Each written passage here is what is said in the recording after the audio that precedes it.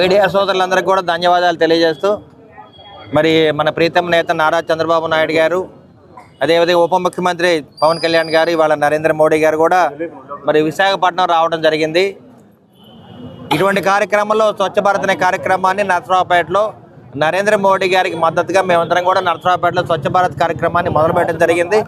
ఈ కార్యక్రమానికి TDP, Janasena, BJP ఉమ్మడి కూటమి నాయకులందరూ కూడా రావడం జరిగింది.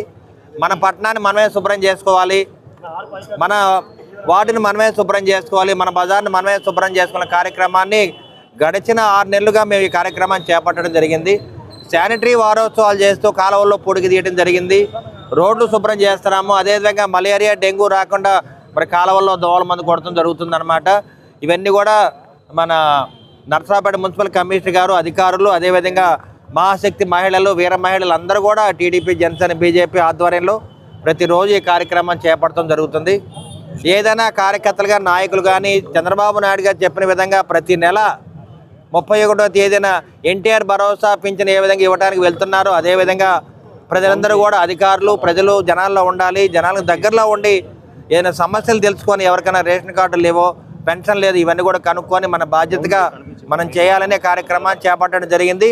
దీనికి రాజకీయ నాయకులు, ఎంపీలు, ఎమ్మెల్యేలు, మినిస్టర్లు, అదేవిధంగా ఉమ్మడి కుటుంబ నాయకులు, కలెక్టర్ గారు కూడా అందరూ కూడా ప్రజల్లోకి వెళ్తున్నారు.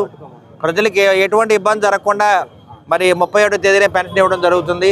రేపు రాబోయే కాలంలో ఆడబిడ్డ అనేది అమ్మకి వందనం ఇవన్నీ కూడా మేము దగ్గరుండి చేస్తాము.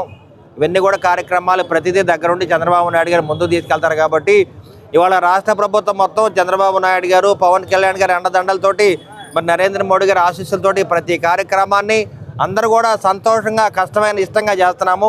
మరి ఇటువంటి కార్యక్రమానికి మా మహిళలందరూ కూడా రావడం జరిగింది. మా అక్క చెల్లెళ్ళు, అన్నదమ్ములు కూడా రావడం జరిగింది. అదేవిధంగా మీడియా వారు కూడా మాకు 5 ఏళ్ళుగా అండగా ఉన్నారు. ఇప్పుడు కూడా అండగా ఉండాలి. ఎక్కడైనా లోటుపాట్లు ఉంటే వాటిని వెలికి తీయండి, వాటిని ఎమ్మటే సరిదిద్దడానికి మేము ఉమ్మడి కూటమి రెడీగా ఉందని చెప్పి తెలియజేస్తూ ఉన్నాం.